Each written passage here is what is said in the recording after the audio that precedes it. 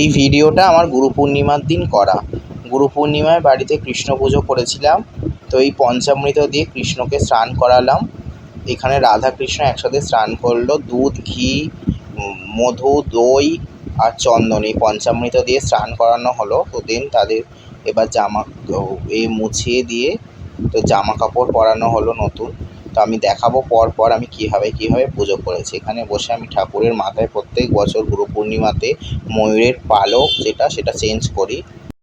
অল্প অল্প সাধ্যমতো সব কিছু দিয়েই চেষ্টা করেছি যে ঠাকুরকে খুব সুন্দর করে সাজানোর, ভালোভাবে প্রসাদ দেওয়ার। তো আমি কালকে রাত্রিরেই নারকেল কুড়িয়ে তার নাড়ু করে রেখেছিলাম। আজকে সকালে সিমুই, ক্ষীরের নাড়ু, মাখন, মিশ্রি, 5 রকম ফল, ঠাকুর যা যা খেতে ভালোবাসে সব দিয়ে পুজো করেছি। আর এই যে তুলসীর মালা করেছি, আমি ধুতি পরেছি।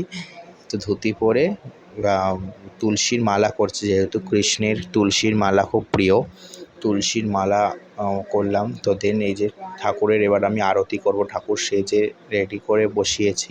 এবার আমি পুজো শুরু করেছি, আরতি করলাম। তারপরে সমস্ত উপাচার দিয়ে একটা একটা করে আমি পুজো শুরু করলাম। এবার চলো দেখি আমাদের কৃষ্ণ এবং সমস্ত আপনাদের দেখাই।